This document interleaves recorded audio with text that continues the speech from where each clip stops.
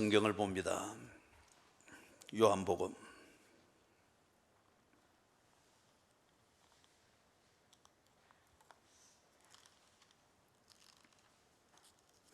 요한복음 20장 30절과 31절을 봉독합니다.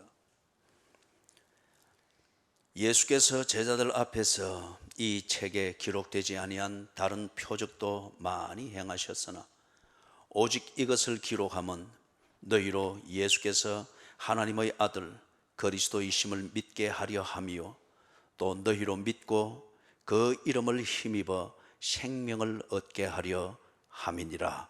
아멘.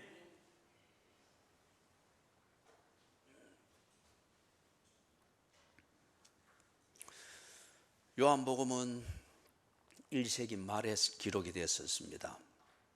신약 성경 중에서 가장 마지막에 기록이 된 책입니다. 예수님께서 십자가에서 죽으시고 부활하신 후 약 15년이 지나면서부터 예수님이 누구이시며 그분이 무엇을 하시는가를 증거하는 글들이 기록이 되어졌습니다.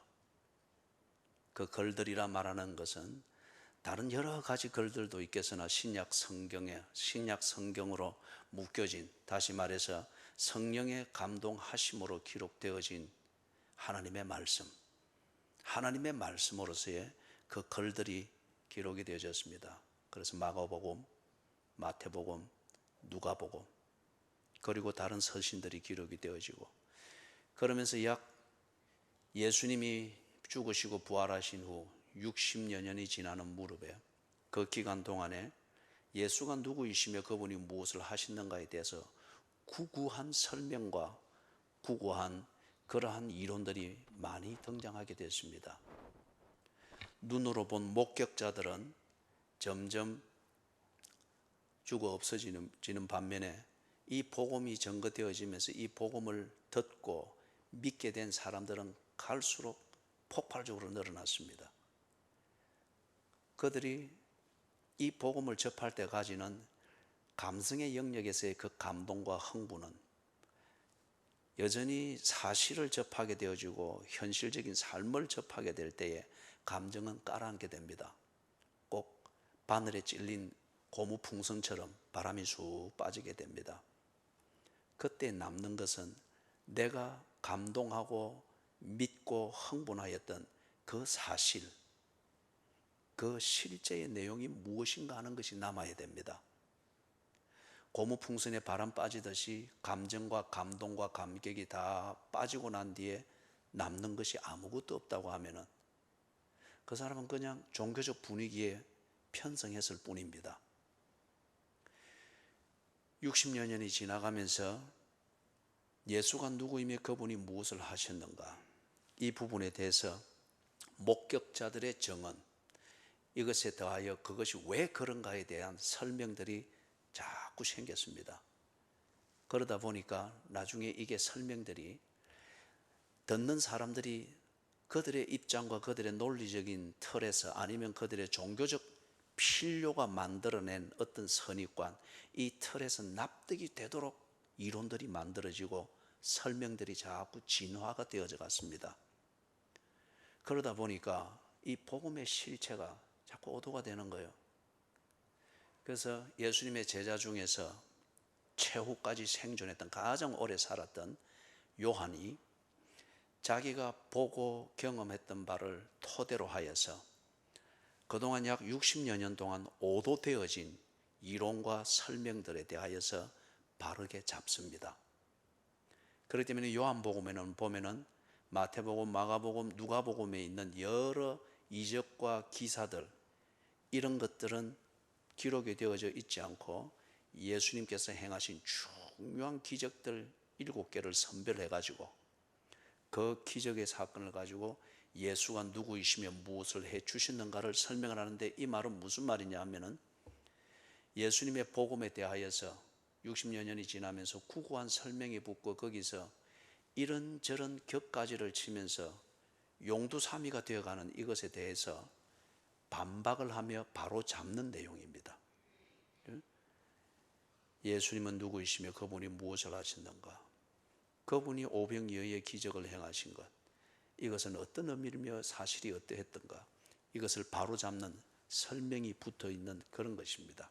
그게 요한복음의 그 내용의 특징 중에 하나입니다.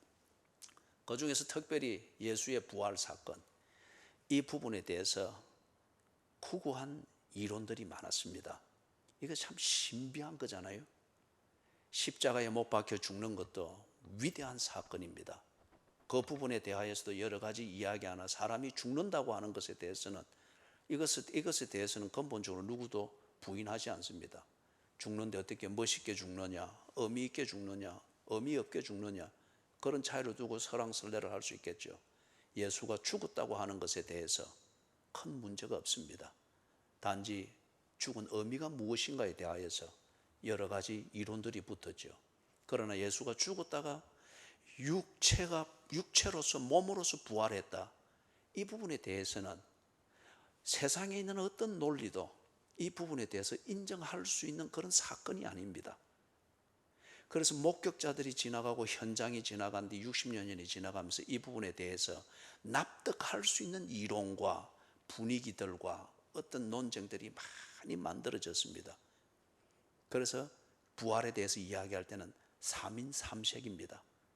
그리고 부활을 이야기하면서 다 같이 감동하는 것 같고 정숙해지는 것 같으나 부활을 이해하고 믿고 있는 그 속에 있는 실체는 3인 3색으로 다 달랐습니다. 요한이 이 부분을 아주 신중하게 정리를 합니다.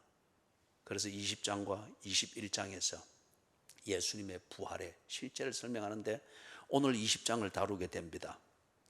여기서 지금 그 당시 예수님의 부활 사건이 있은 지 60여 년이 지나가면서 여러 가지 복잡한 이론들이 생기는데 그 중에서도 특히 사람들이 부활은 이런 것이다라고 믿고 수긍하도록 만드는 대표적인 이론들이 있고 사조가 있고 분위기가 있겠죠. 그 중에서 세 가지를 오늘 여기서 다루고 있습니다. 하나는 1절에서부터 9절에 나오는 것, 유대인들이, 특히 유대인 당국자들이 만든 예수님의 시체를 도둑질해 갔기 때문에 빈 무덤이 생겼다고 하는 알리바이를 그렇게 만들면서 빈 무덤의 비밀을 그런 식으로 납득이 되도록 만듭니다. 그 다음에 11절에서부터 18절, 여기에서는 당시 아주 영향력을 끼쳤던 영지주의, 그죠? 초월과 현실이 어떻게 만날 수 있으며 공존할 수 있는가를 종교와 철학을 혼합시켜서 이걸 납득이 되도록 만든 이 이론이 영지주의입니다. 이게 1세기 말 무렵에는 굉장한 영향을 미쳤습니다. 납득이 될 수 있는 종교, 납득이 될 수 있는 종교 생활, 이런 것을 하면서 기독교의 본질이 영지주의자들의 어떤 이런 종교적 철학, 그들 나름대로의 신학적 설명 때문에 그럴싸하고 분위기는 신비한데 예수 그리스도의 복음의 본질에서는 한참 벗어나도록 만들었습니다. 그래서 이 영지주의의 이론에서 부활을, 육체의 부활에 대하여서 납득할 수 있도록 설명을 하되 부활의 본질을 헛들이는 이것에 대해서 요한이 사실을 목격한 것에 근거해서 분명하게 반박을 합니다. 그리고 19절에서부터 23절, 여기서는 헬라 철학이 이야기하는 것, 헬라 철학이 이성과 그 다음에 이성을 초월한 그 초월의 세계를 이야기를 하지만은 육체의 부활은 이성적으로 납득할 수 없는 것이라고 해서 헬라 철학은 그것을 다르게 설명을 합니다. 이것에 대하여서 예수는 육체로 부활하셨다고 하는 것을 목격한 것에 근거하여서 증명을 합니다. 그래서 헬라 철학의 부활 논리를 그렇게 해서 반박을 하고 무력화시킵니다. 그 다음에 이것을 보다 더 분명하게 강화시키는 그 증거가 뭐냐 하면은 도마의 이야기입니다. 24절에서부터 29절까지 나오는 것, 헬라 철학이라고 하는 이게 우리 현대 표현으로 말하면 과학입니다. 이성으로 납득이 될 수 있는 그 논리의 틀 안에서 모든 존재를 설명하고 기능을 설명하는, 이것을 밝혀내고 증명하는 것이 과학이죠. 그래서 이 헬라 철학의 방법론, 즉 과학적 방법론을 가지고서 헬라 철학 이것의 주장, 몸의 부활을 이성적으로 납득이 안 되기 때문에 그것을 무시하고 거부하는 이 자체가 잘못됐다고 하는 것을 헬라 철학의 방법론으로서 반증을 합니다. 아주 이것은 멋있는 씨름의 용어로 말하면 엎어치기입니다. 뒤집기입니다. 그래서 오늘 이 내용을 우리가 좀 찬찬히 살펴보도록 하겠습니다. 20장 1절에서부터 9절에 나오는 이 내용을 볼 때 안식 후 첫날, 안식 후 첫날이라고 하는 것은 유대인들의 달력에 그것으로 하면은 안식일은 토요일입니다. 로마 제국에서 만든 태양력으로 하면은 안식일은 토요일에 해당되어지고 유대인들은 이 토요일을 안식일로 불렀습니다. 또는 일곱째 날이라고 불렀습니다. 유대인들의 달력은 창조의 순서를 따라서 날의 이름을 붙였습니다. 그래서 첫째 날, 둘째 날, 셋째 날, 넷째 날, 그래서 마지막 일곱째 날, 이 날은 그들의 신앙 고백을 따라서 안식일이라고 불렀습니다. 그렇기 때문에 안식 후 첫날, 이것은 우리 태양력으로 우리가 쓰는 달력으로 말하면 일요일입니다. 그래서 이 날에 우리가 주님으로 고백하는 예수가 부활하셔서 우리의 구원을 완성하셨다는 이 신앙 고백의 관점에서 우리는 일요일이라 부르지 않고 주님의 날이라고 부릅니다.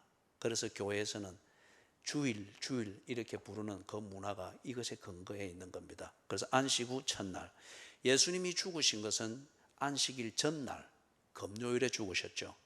그 다음에 안식 후 첫날 이 부활의 사건이 일어나고 사건의 현장이 목도되어지는 이것을 지금 설명을 합니다. 왜 죽은 지 3일 만에 살아나는가? 유대인들의 사고방식에서 완전히 죽었다고 하는 것을 확인하는 것은 시체가 된 지 3일이 지나도록 살아있는 조짐이 없으면 죽었다라고 그때 인정을 합니다.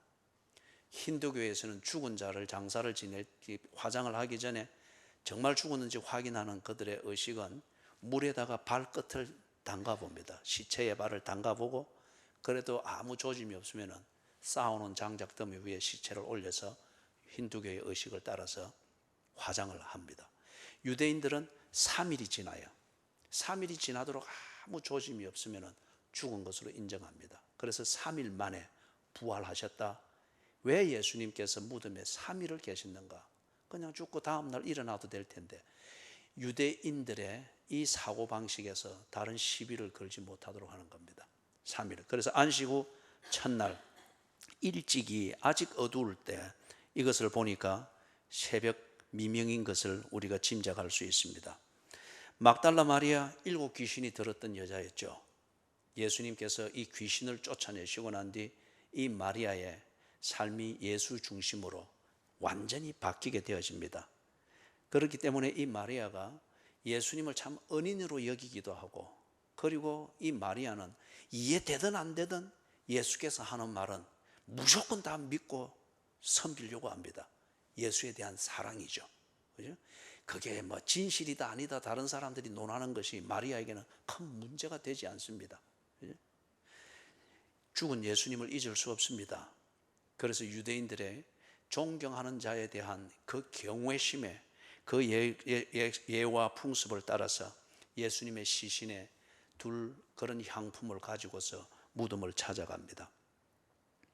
그런데 가서 보니까 지금 이 현장이 눈앞에 펼쳐지고 있습니다. 무덤에 와서 돌이 무덤에서 옮겨진 것을 보았다. 이 현장에 대한 사실들에 대한 이 현장의 사실에 대한 그 설명들은 마태복음, 마가복음, 누가복음을 하면서 우리가 자세히 보았기 때문에 이 부분에 대해서는 현장에 대해서는 큰 설명하지 않겠습니다. 그리고 요한복음에서도 이 현장이 어땠는가에 대해서는 딱 한 줄로서 정리를 하고 갑니다. 그거는 크게 문제가 안 되기 때문에. 2절에서 시몬 베드로와 예수께서 사랑하시던 그 다른 제자, 예수께서 사랑하시던 그 다른 제자, 이것은 요한복음에서 언제나 이렇게 표현되어지는데 이 사람은 누군가 하면은 바로 제자 요한입니다. 여러분들이 최후의 만찬이라는 그림을 보면은 예수님의 품에 가슴에 안겨 있는 제자가 한 명 있죠. 그 사람이 요한입니다. 그래서 예수님께서 너희 중에 한 사람 이 그릇에 나와 함께 손을 넣는 자가 나를 팔리라 그래 할 때 베드로가 요한한테 눈짓을 해가지고 누군지 물어봐라. 요한이 바로 예수님 곁에 있었고 그러니까 요한이 예수님에게 그걸 묻는 그 내용을 다빈치가 그렇게 표현을 한 겁니다. 그래서 예수께서 사랑하시던 그 다른 제자 요한을 말합니다. 둘이서 지금 그 빈 무덤이 비었다는 그곳으로 달려나갑니다. 마리아가 그들에게 전하기를 사람들이 주님을 무덤에서 가져다가 어디 두었는지 우리가 알지 못하겠다. 지금 마리아에게 참 마음 아프고 지금 황당한 것은 사랑하는 예수님이 죽은 것도 알고 시체가 거기 들어간 것도 아는데 무덤이 비은 겁니다. 마리아가 가지는 선입관은 누군가 시체를 옮겼다는 겁니다. 이 지금 틀 안에서 무덤이 비어있는 이 사실, 이 사건의 현장에 대한 비밀을 마리아는 그렇게 단정을 하고 마리아에게서 문제가 되는 것은 누가 훔쳐갔으며 그 시체를 어디 두었는가 이걸 찾는 것이 마리아의 관심의 전부입니다. 베드로와 그 다른 제자에게 알려주니까 둘이 무덤을 향해서 달려갑니다. 요한이 먼저 앞서가죠. 맞서갔는데 무덤에 도착해서 들어가지는 못하고 돌문이 열려 있으니까 그것을 보면서 구부려서 안을 들여다보았다고 합니다. 자, 그 무덤을 좀 요걸 실감하기 위해서 제가 찍어온 사진이 있습니다. 한번 보십시다. 현장에 가서 찍은 겁니다. 저기 지금 까만 부분이 있죠, 그죠? 예. 좀 더 키워볼 수 있어요. 예. 너무 키워 조금만 줄이세요. 저게 지금 무덤입니다. 나사렛에 가면은 거기에 나사렛 마을이라고 축소판으로 만들었습니다. 그래서 거기에 예수님 당시에 있었던 삶의 현장을 축소판으로 만들어서 쫙 그렇게 해놨습니다. 그래서 저거는 실제의 크기예요. 그래서 저거는 이제 표준이죠. 무덤을 만들어 쓰는 사람들의 표준입니다. 가난한 자들은 저렇게 못 만들고 틈새를 찾든지 아니면은 자연으로 되어 있는 것을 이용해서 돌을 막아 놓든지 아니면 더 부자들은 저거보다 더 다듬어서 하든지 하여튼 기본이 저렇습니다. 그런데 저 돌문이 지금 옆으로 한쪽으로 밀려 있죠. 그래서 시꺼먼 저 부분으로 제가 들어가 보았습니다. 그래서 제가 죽었다가 살아난 거예요. 저기 들어갔다 나왔습니다. 근데 저 높이가 한 요 정도입니다. 그렇기 때문에 서서는 안 보고 구부려야 안이 이렇게 보입니다. 구부려야. 그래서 안을 보면은 안이 전부 다 보이는 것은 아니고 한쪽은 안 보입니다. 그죠? 예를 들어서 시체가 다 썩고 나면은 한 3개월이나 6개월 지나서 돌문을 밀고 유족이 들어가서 썩은 그 안에서 뼈를 강추려내 가지고 뼈를 옆에 있는 항아리에 담든지 아니면 선반처럼 조금 높은 부분에 놓아둡니다. 그렇기 때문에 구약에는 보면은 죽은 사람을 보고 뭐라 말합니까? 열조에게로 돌아가니라. 그 자리는 항상 죽은 자의 뼈를 모으는 곳이고 히브리인들의 사고방식에서 뼈가 그 사람의 존재입니다. 그래서 이 뼈를 여기에 뒀다. 열조가 그렇게 간 거예요. 내가 죽어서 그 다음에 내 뼈가 여기에 똑같은 자리에 갔다. 열조에게로 돌아가니라. 그렇게 이해를 했습니다. 그래서 저 높이가 한 이 정도 되기 때문에 가슴쯤 오기 때문에 구부려서 봐야 됩니다. 그리고 밖에서 보면은 볼 수 있는 부분만 보이고 안에 구석은 안 보입니다. 들어가면은 이 구석까지 쭉 다 보입니다. 그래서 뼈를 두는 자리하고 다 보입니다. 지어도 됩니다. 그래서 요한이 먼저 도착했습니다. 구부려서 안을 봅니다. 들어가지는 못하고 보니까 시야에 들어오는 게 예수님의 몸을 쌌던 이 세마포가 그대로 있습니다. 그걸 보고 있는 동안에 베드로가 도착했습니다. 베드로의 성격대로 도착하자마자 1초의 망설임도 없이 그냥 바로 들어갔습니다. 무덤에 바로 들어가서 이렇게 보니까 세마포가 놓여 있는 것뿐만 아니라 그리고 7절에 보니까 머리를 쌌던 수건 이것이 세마포와 함께 놓이지 않고 머리를 쌌던 수건은 세마포가 여기에 있으면은 그 쌌던 수건은 머리가 있던 부분에 있든지 아니면 옆에 있든지. 이전에 우리가 이 개역 개정 이게 나오기 전에 개역 성경을 쓸 때는 이 부분이 개켜 있더라, 머리에 쌌던 수건이 개켜 있더라, 이렇게 딱 접쳐 있는 그런 의미로서 그렇게 번역이 되어져 있습니다. 그런데 우리가 지금 개역 개정에서 다시 원문을 연구해서 번역을 해놓은 거기에는 보니까 딴 곳에 쌌던 대로 놓여 있더라. 그렇기 때문에 이것을 빨아서 우리가 딱 개켜서 이렇게 접듯이 그런 개념이 아니라는 거예요. 쌌던 그대로, 머리를 쌌던 그대로, 지금 그대로 있다는 이 말입니다. 자, 그러면은 머리에 싸는 이것은 우리가 지금 시신을 염할 때도 그래 하지만은 왜 이 머리에 싸는 것의 1차적인 기능은 뭔가 하면은 시신의 입이 딱 벌어지잖아요, 그죠? 그래서 우리는 이 시신이 임종했을 때에 밑에 턱부터 이렇게 받쳐 놓습니다, 그죠? 그래서 이 유태인들은 이 시신을 염할 때에 입이 딱 벌어지지 않도록 이 수건으로 여기를 묶는 겁니다. 그렇게 해서 여기 딱 닫혀 있도록, 그죠? 그게 1차적인 기능이에요. 그래서 이 머리를 쌌던 수건이 거기에 그대로 쌌던 대로 있고, 그리고 세마포가 있던 그 자리에 그대로 있습니다. 문제는 이걸 만약에 누가 와서 시신을 훔쳐갔다 하면은, 훔쳐가면서 이 세마포를 벗기고 이래 했다면 이게 엉망으로 되어 있을 거예요. 아니면은 예수님을 마리아처럼 진실로 존중하고 사랑하고 막 예수님 죽었다는 생각만 해도 밥맛이 없는 이런 예수님에 대해서 아주 헌신적인 사람이 와서 예수님의 시신을 다른 목적으로 훔쳐갔다고 하면은 그 모든 세마포를 가져갔든지, 아니면은 벗기고 갈 것 같으면은, 이게 향료도 넣고 하니까 아주 무겁고 복잡하단 말이에요. 이걸 벗기고 갈 것 같으면 벗겨서 차근차근 개어서 존중하는 예수님의 시신을 쌌던 것인데 차근차근 개켜서 그렇게 두었겠죠. 그런데 이게 여러분 그걸 생각을 하면 됩니다. 바람을 가득 넣은 풍선이 있단 말이에요. 그런데 이게 바람만 쏙 빠질 때에 풍선이 그대로 싹 해서 겉은 그대로 가라앉잖아요. 그 모습을 생각을 하시면 돼요. 세마포가 그렇게 놓여 있는 것이고, 지금 머리를 쌌던 수건이 그렇게 놓여 있는 겁니다. 그렇기 때문에 이것은 누가 외부에 와서 건드려서 이렇게 된 것이 아닌 증거입니다. 시신은 없습니다. 없어진 시신의 비밀이 누가 외부에 와서 건드려서 된 것이 아니고, 이거는 분명히 안에 있던 시신이 그냥 빠져나간 겁니다. 되어 있는 현상을 볼 때에. 자, 사랑하는 여러분, 그래서 8절에 보니까 이걸 베드로가 들어가서 보고 이렇게 하면서 이런 걸 듣고 보면서 구부려서 보고 있던 요한이 지도 들어갔습니다.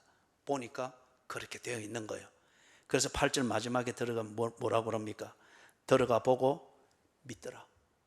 그런데 이때 믿었다고 하는 것은 예수가 성경대로 부활하셨다, 죽기 전에 예수께서 당신이 말씀한 대로 그 육체가 부활했기 때문에 지금 이렇게 되었다, 이게 아니에요. 그거는 9절에서 말하는 것, 거기 분명히 말을 하고 있죠. 그들은 성경에 그가 죽은 자 가운데서 다시 살아나야 하리라 하신 말씀을 아직 알지 못하더라. 요한이 지금 자신의 얘기를 하고 있습니다.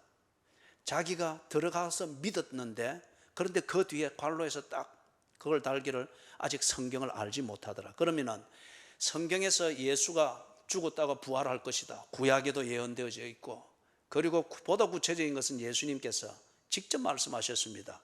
내가 죽었다가 3일 만에 부활할 것이다. 성경의 이 말이 뭔지를 알고 깨달았기 때문에, 아하, 예수님이 말씀한 대로 살아났구나, 이 의미로 믿었더라, 이게 아니에요. 시신이 없는 현장을 인정하고 믿은 겁니다. 그 다음에 예수님의 시신이 앞에 마리아가 이야기하듯이 어디 간지 없습니다. 그 사실을 인정하고 믿는 겁니다. 그 다음에 여기에 우리가 한 가지 더 추론을 더해 볼 수 있는 것은, 이것은 누가 훔쳐간 것이 아니다. 그런 것 같으면 세마포가 이렇게 놓여 있을 수가 없고, 머리를 쌌던 두건이 쌌던 그대로 그렇게 있을 수가 없다는 거예요. 이 사실을 인정하는 의미에서 그는 믿었다는 겁니다. 왜 요한이 이것을 구체적으로 기록을 할까? 사실의 증거에 대해서 그 사실의 비밀이 무엇인가를 암시하면서 이렇게 정리를 할까? 처음에 제가 크게 아웃라인을 정리를 했던 것처럼 특별히 이 유대인들 그리고 유대 당국자들이 빈 무덤 이 사실을 부정할 수는 없습니다. 그런데 그 빈 무덤이 왜 만들어졌느냐, 그 비밀에 대한 설명을 할 때에 그들의 이론의 주된 이론은 누군가가 와서 시체를 훔쳐갔다는 거예요. 특별히 예수의 사람들이 시체를 훔쳐가서 어디 숨겨두고 예수가 평소에 말하던 것, 내가 죽고 살아날 것이다, 이것을 믿게 만들고 합리화하도록 하기 위해서, 그래서 그들의 종교를 만들기 위하여서 그 짓을 했다. 그렇기 때문에 그렇게 해서 빈 무덤이 있다라고 이야기를 하는 거예요. 이게 어떤 의미에서는 상당히 납득이 됩니다. 빈 무덤의 사실의 비밀을 이해하는 데 있어서 설득력이 있고 납득이 됩니다. 그런데 그렇게 되어지면 예수 그리스도의 복음은 아무것도 아닙니다. 진리일 필요도 없습니다. 그것을 믿는 자들은 바울이 말했던 것처럼 세상에서 가장 불쌍하고 어리석은 자들이 됩니다. 그렇기 때문에 이는 중요한 문제입니다. 요한이 죽기 전에 이것을 바로잡기 위해서 증언을 합니다. 증언을 하면서 분명하게 이 시체를 훔쳐갔다는 이 가설에 대하여서 분명하게 그것은 있을 수 없는 일이라고 하는 것을, 사실을 증명하는 것을 통해서 반박을 한 겁니다. 시체를 훔쳐갔다고 하면은, 아니면은 외부에서 예수를 사랑하는 사람들이 그 시체를 우리 표현으로 말하면 영원히 보관하기 위하여서 무모한 짓을 하기 위해서 훔쳐갔다라고 하면은 세마포가 그렇게 놓여 있을 수 있느냐? 머리에 쌌던 수건이 그렇게 놓여 있을 수 있느냐? 이것은 외부에서 건드린 흔적이 아니고 그 안에 것이 빠져나가서 그대로 깔아앉은 흔적이라는 것이죠. 훔쳐갔다는 것은 말이 안 된다. 너희 유대인들이, 특히 유대교의 지도자들이 빈 무덤에 대한 비밀을 그렇게 이해하고 납득이 되도록 그런 어떤 조작된 이론을 만드는 것은 너희들이 성경을 가르치나 정작 성경을 알지 못하기 때문에 그렇다는 거예요. 성경이 미리 예언하고 성경이 확인한 그 빈 무덤의 비밀을 너희들은 성경을 알지 못하기 때문에 그 말하는 것을, 예수가 부활한 것에 대해서 말하는 그 성경을 알지도 못하고 믿지도 못하기 때문에 눈앞에 펼쳐진 사실, 빈 무덤에 대해서 너희들은 종교적으로 납득이 되도록, 그리고 기독권을 유지하는데 유리하도록 그러한 이론을 만들었을 뿐이라는 거예요. 성경을 알지 못하기 때문에, 또는 성경을 인정하지 아니하고 무시하기 때문에 예수의 부활을 부정합니다. 요한이 두 번째 잘못된 이론에 대해서 반박을 합니다. 11절에서부터 18절입니다. 마리아가 무덤 밖에서 울고 있습니다. 그리고 울면서 구부려 무덤 안을 들여다봅니다. 마리아가 왜 이 무덤에서 울고 있고 울면서 들여다보는 게 한 번만 봤겠습니까? 안절부절이지 않겠습니까? 왜 이리 하겠습니까? 예수에 대한 사랑입니다. 7 귀신 들려서 참 인생을 귀신처럼 그렇게 살면서 인간 취급을 못 받던 자신을 만나셔서 귀신 쫓아내 주시고, 그리고 함께 해 주시고, 귀신은 쫓겨나서 정상으로 돌아와도 사람들은 언제나 과거의 이력을 가지고 현재의 가치를 평가하는 못된 버릇이 있죠. 정상이지만 귀신 들린 사람처럼 사람들이 그렇게 취급하나 예수는 정말 여인으로서 대접을 하면서 교제를 해주셨죠. 그 예수를 잊을 수 없습니다. 인간적인 대접을 받으며 인간적인 회복이 됐다고 하는 이것도 참 무지무지하게 감사한 일이지만 이 마리아는 예수를 믿었습니다. 성경을 환히 알아서 믿은 그런 정도는 아직은 아니에요. 그러나 예수가 무슨 말을 하든 그 말을 그는 신뢰했습니다. 그죠? 죽었다가 살아날 것이다. 이게 뭘 의미하는지 그림은 그려지지 않으나 그냥 믿은 겁니다. 왜? 예수가 말했기 때문에. 그러면 그게 뭔데? 라고 물으면 설명은 못합니다. 그냥 예수가 말했어. 나는 예수를 믿기 때문에 믿어. 이게 마리아의 사랑입니다. 그렇기 때문에 이것은 진실입니다. 이 사랑은 진실입니다. 조금 덧붙이자면 예를 들어서 어떤 사람은 부처가 진실이라고 믿습니다. 그리고 그 부처에 대한 그 사랑을 가지고서 부처가 말했다고 하는 것이면 무엇이든지 믿으려고 합니다. 그 사람의 사랑은 진실입니다. 문제는 그가 진실이라고 믿고 있는 부처가 진실이 아니기 때문에 그게 문제죠. 그게 이제 알고 깨어나는 것이 문제죠. 지금 마리아가 그 진실한 사랑을 가지고 예수를 사랑하고 있습니다. 마리아에게는 죽은 예수입니다. 그러나 이 진실한 사랑으로 사랑하고 있는 이 모습이 지금 그 앞에서, 무덤 앞에서 안절분절하며 울면서, 그리고 울면서 예수의 없어진 시신을 찾고자 합니다. 진실한 사랑입니다. 교리적으로 아직 정리가 못 됐고 지식적으로 아직 정리가 못 됐고 많이 모르기 때문에 그 사랑을 표현하고 사랑을 열매 맺도록 제대로 하는 이것이 안 될 뿐이지 사랑의 변함이 없습니다. 만약에 마리아가 진실한 사랑으로서 믿고 있는 예수가 진실하고 실제하는 것 같으면 절대 이 진실한 사랑을 실망시키지 아니할 것입니다.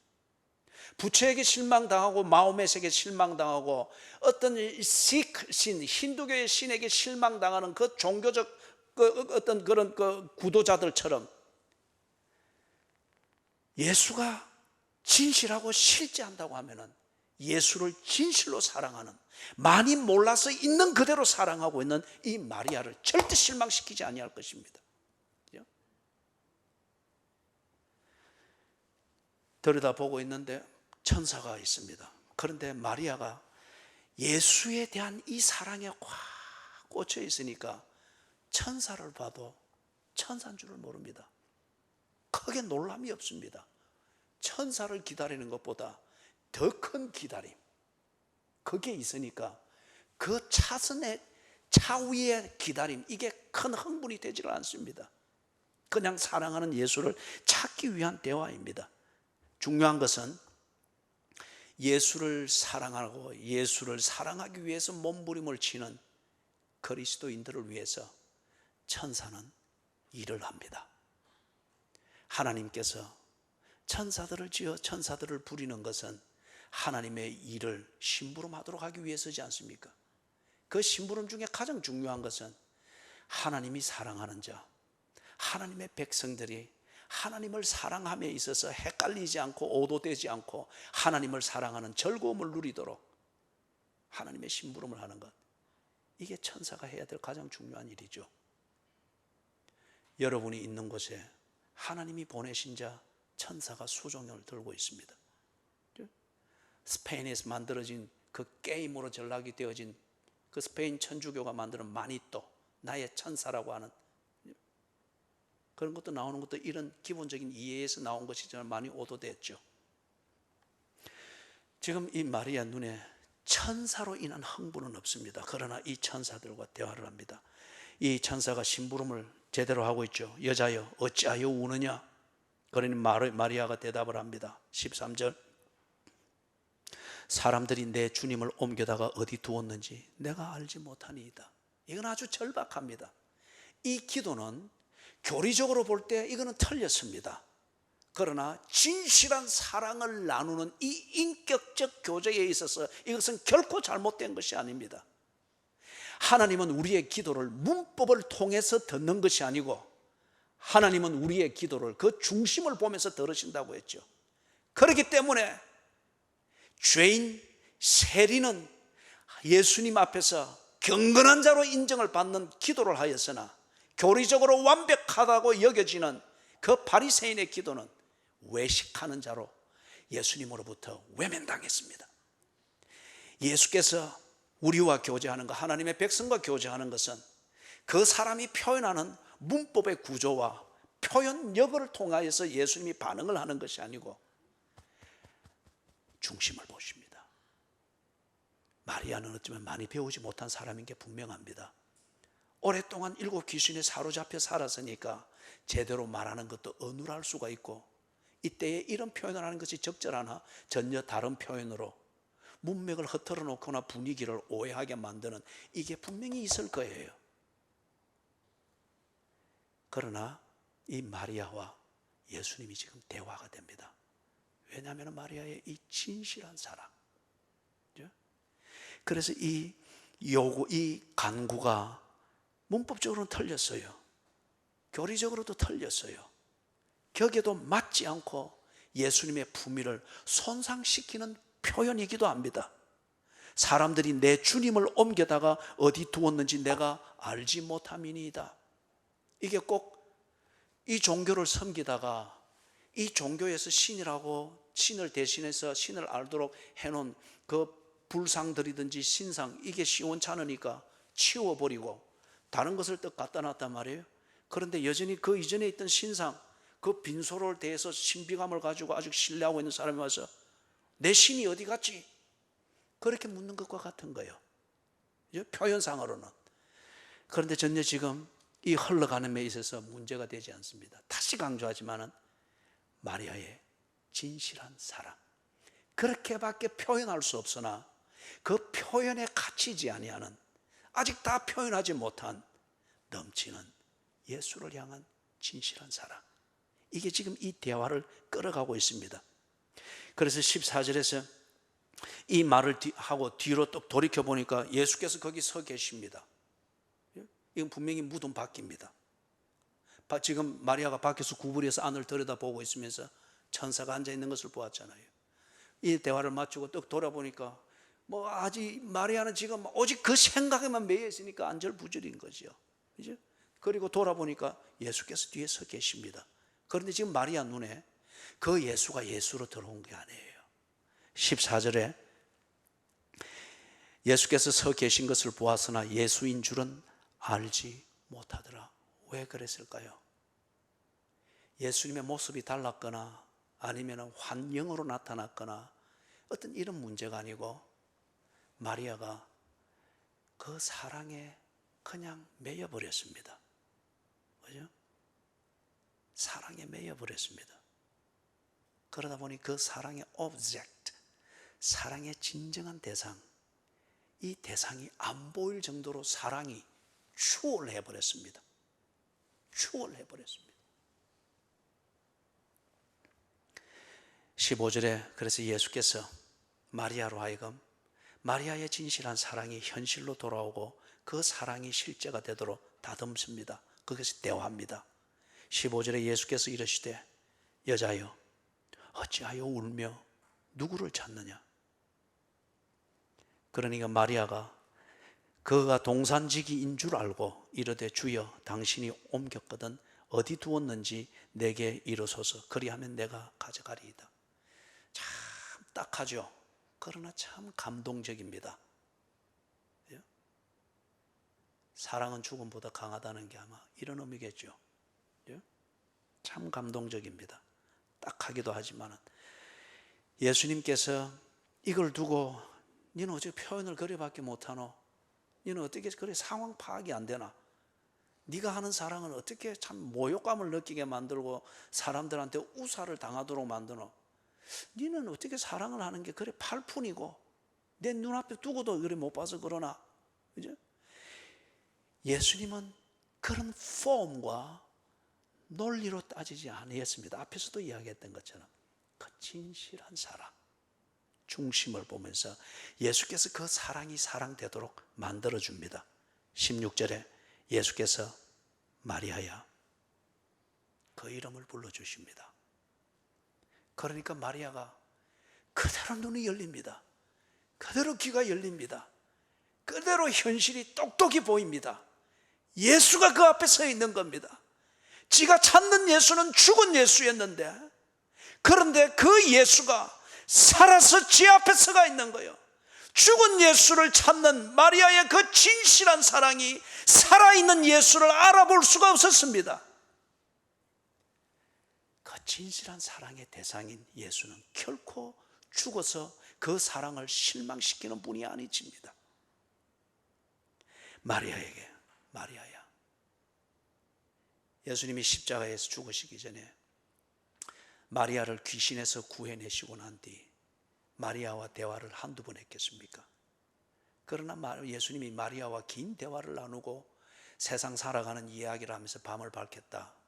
예수님이 그런 식의 오해를 받을, 제7계명의 오해를 받을 그렇게 처신할 분도 아니죠. 그러나 예수님은 만나서 한마디를 해도 상대방의 자기를 따르는 자의 중심을 보던 예수님이 자신의 진심을 느끼도록 왜 그렇게 대화를 못하겠습니까? 그 이름을 불러줄 때 이 이름을 들으며 이 막달라 마리아가 예수님의 친근감과 그 자애로움과 예수님의 그 참 의지할 만한 분의 그 어떤 사랑, 이것을 느꼈던 게 한두 번이 아닐 거예요. 그리고 그 무리들 속에서 지 이름을 불러주며 눈을 마주쳐 준다. 이것처럼 나를 인정해 주는 게 어디 있겠어요? 그죠? 이 이름은 당시 유대 사회에서, 막달라 마리아라는 이름은 당시 유대 사회에서 버림받은 이름입니다. 귀신처럼 취급받던 이름입니다. 사람들의 입에 이 이름을 언급하는 것을 부끄럽게 여기는 그런 이름입니다. 그러나 예수는 십자가에 죽으시기 전에 마리아를 만날 때마다 그 이름을 불러주었습니다. 그 존재를 인정한다는 겁니다. 귀에 맴도는 예수님의 그 음성, 그 분위기, 그 느낌, 똑같이 느끼는 그 음성, 그 이름으로 지금 예수님이 사랑하기 때문에 허둥지둥대고 안타까워하는 이 막달라 마리아에게 마리아야 이름을 불러주십니다. 마리아가 그 소리를 못 들을 리가 없죠. 그리고 그 이름 부르는 소리에서 못 느낄 리가 없죠. 예수님이 죽으시기 전 예수를 사랑하게 됐던 예수님의 그 다가오심, 그 자애로우심, 그게 다 기억이 납니다.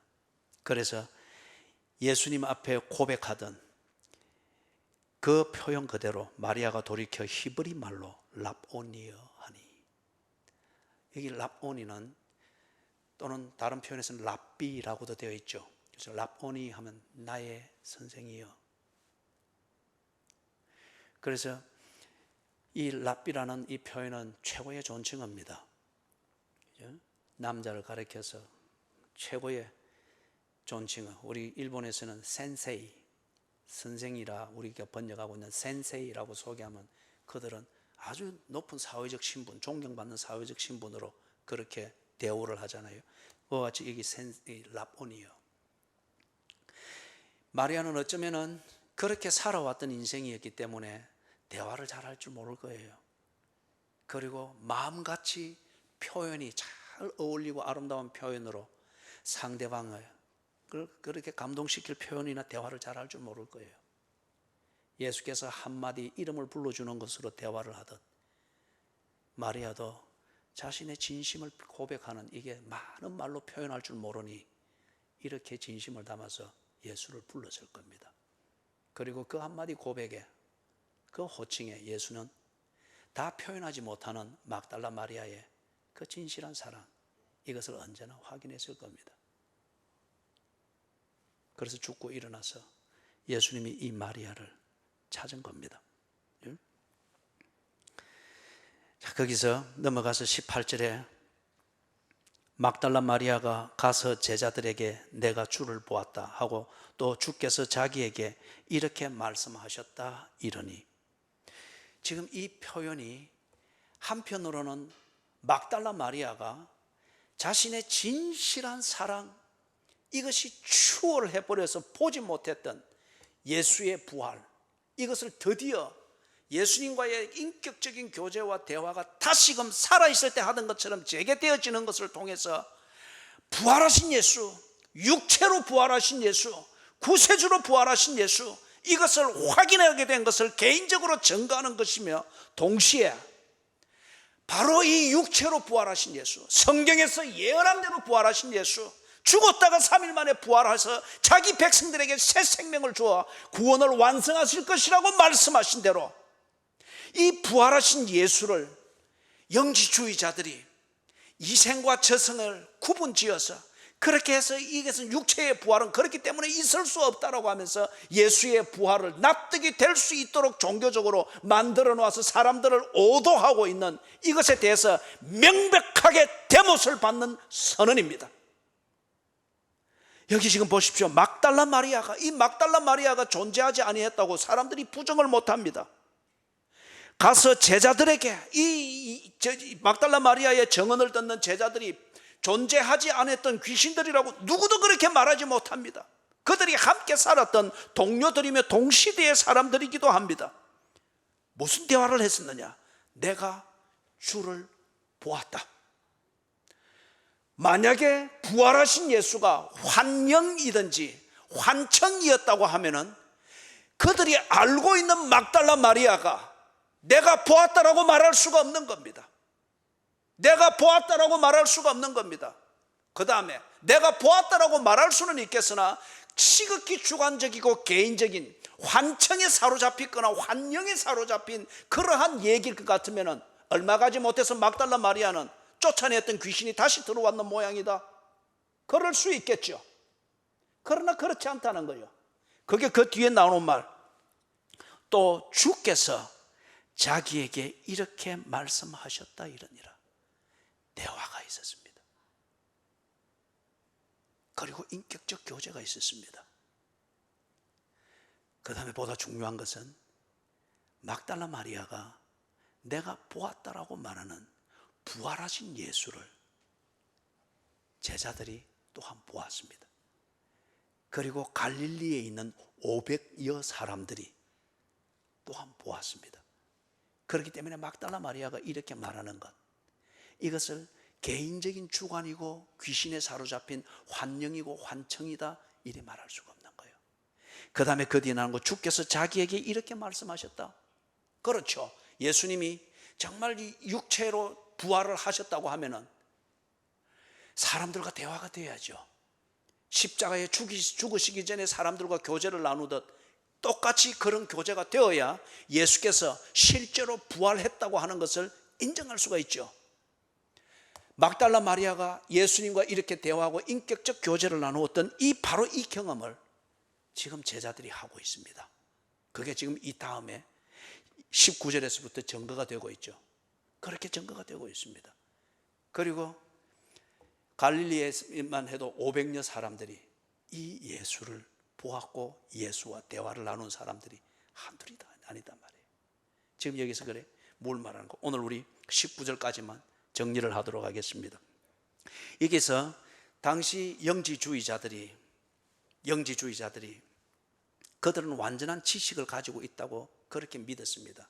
그렇기 때문에 그들이 하는 설명과 교리, 그래서 그것 토대 위에 만들어진 종교적 생활이 완벽한 것이라고 그렇게 믿었고, 그들의 설명을 듣고 그런 어떤 그들 표현에서 전도를 듣는 자들은 그게 복음이고, 아, 예수는 이걸 위해서 왔구나라고 오도가 되어졌습니다. 꼭 지금 신천지가 사람들을 쉽게 그렇게 오도해 가듯이 말이에요. 그래서 이 사람들의 주장하는 그런 그 골자가 무엇인가 하면은 이겁니다. 육체와 영혼은 같이 있을 수가 없다는 겁니다. 육체는 육체고, 즉 물질은 물질이고 영은 영이라는 겁니다. 이 두 개가 공존할 수 있는 차원은 없다는 겁니다.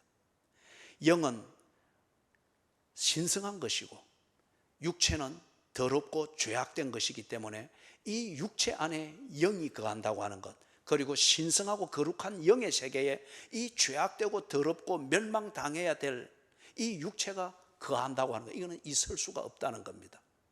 논리적으로 일단 어느 한 논리에서 이게 납득이 되죠. 거룩한 것과 더러운 것이 함께 있을 수 없다. 지극히 단순한 논리고 납득이 되어집니다. 그렇기 때문에 우리가 중간을 각설을 하고, 그렇기 때문에 예수가 육체로 부활했다, 그러면 그 자체가 모순이라는 거예요.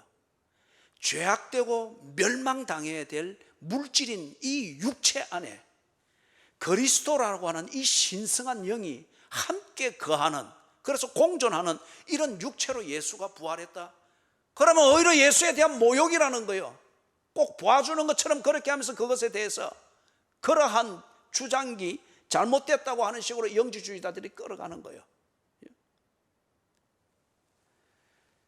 그러면서 그들이 말하는 것은 부활한 예수는 그냥 육체로 사는 이것을 통하여서 무언가 뭡니까? 좀 이익을 얻든지, 우리가 그렇잖아요. 다리를 다치든지 어디를 심히 다치면은, 그래서 바로 걷기 위해서 어떤 보조 기구를 이용을 합니까? 목발을 이용하잖아요. 또는 지팡이를 이용하잖아요. 이게 종교의 기능입니다. 부족한 인생, 힘든 인생, 불안한 영혼에 대한 문제, 죽음 이후의 문제, 이런 것 때문에 내 현실이 피곤하고 풀어지지 아니할 때 지적으로든지 신체적으로든지 삶으로든지 감정적으로 이런 문제가 풀어지지 않아서 힘들고 내 삶이 행복하지 못하다고 여길 때에 그것을 해결해 주는 것으로 여겨지는 관련되어진 종교를 구합니다. 그리고 그 종교를 목발 삼아서 힘들지 않게 걸어가려고 하듯 그렇게 살아가려고 하는 거예요. 이게 종교의 기능입니다. 그래서 여러분, 아주 요한이 이걸 세밀하게 11절에서부터 18절 여기서 그것을 보여주고 있습니다. 막달라 마리아의 처음 대화들에서 이 문제를 풀기 위해서 어떻게 하겠다 합니까? 숨겨둔 곳을 알려주십시오. 그러면은 찾아와서 내가 이 문제를 해결하겠습니다. 예를 들면은 제가 홍콩을 가봤을 때에 홍콩에 아주 유명한 관광지 중에 그 한 곳이 있습니다. 거기에 아주 그 관광지의 사람들을 끄는 심벌 중에 하나가 뭔가 하면 아주 커다란 불상이 한 산 정상에 딱 만들어져 있습니다. 금을 입혀가지고, 그죠? 그리고 그게 진짜 금인지 아닌지는 모르겠어요. 다음에 가면은 이렇게 한번 끌고서, 그죠? 큰 불상이 거기에 정상에 딱 자리 잡고 앉아 있습니다. 그걸 누가 갖다 놨을까요? 그 불상으로 표현되어진 부처라 일컫는 부처가 거기에 강림하신 겁니까? 아니면은 그러한 수호신이 필요하다고 여기는 주민들이 삶의 상당한 부분을 희생해서 그걸 거기에 갖다 놓은 것이겠습니까? 갖다 놓은 것입니다.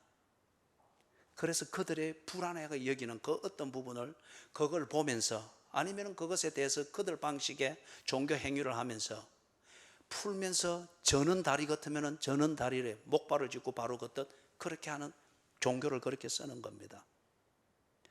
지금 막달라 마리아가 어쩌면은 이 관점에서 볼 때는 종교를 지금 만들려고 합니다. 아, 집에 이 불상을 두니까 별 효험이 없네. 불상을 치워버리고, 저기 가서 중국에서 만든 그 불상을 가져와야 되겠네. 갖다 놨습니다. 그런데 누가 또 갖다 와서 대만제 불상이 효험이 있단다. 그러니까 물어봅니다. 주여, 어디 있는지 가르쳐 주소서. 어떻게 하면 그걸 살 수 있는지 가르쳐 주소서. 그러면 내가 그걸 여기 갖다 놓고 효험이 다 떨어진 중국제는 치우고 대만제를 놓고 내가 다시금 내 삶을 정비를 하겠나이다. 집에 불상 두고 부적 두신 분들, 이 말을 듣고 좀 깊이 생각을 하십시오. 그 부적을 부리고 있다는 신이 정말 있습니까? 그리고 있다고 하는 그 신이 부적으로 당신의 호주머니나 아니면 속옷 안에 강림한 겁니까? 당신이 갖다 놨지 않습니까? 그죠?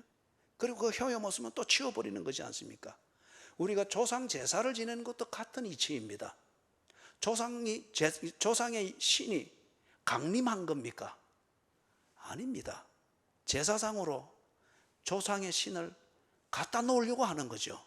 그래서 내 어떤 불안이나 내 능력으로 해결 안 된다 싶어서 삶이 불편하게 여기는 부분을 그 부분으로 보완해서 목발 짚고 걷듯 그렇게 걸어보고자 하는 종교지 않습니까?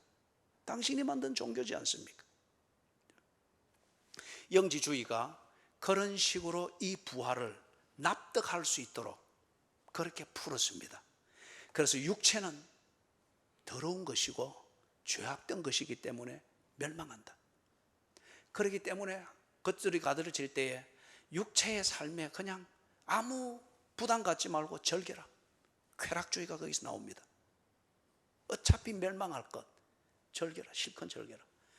반면에 영의 문제는 그럼 어떻게 풀 것인가?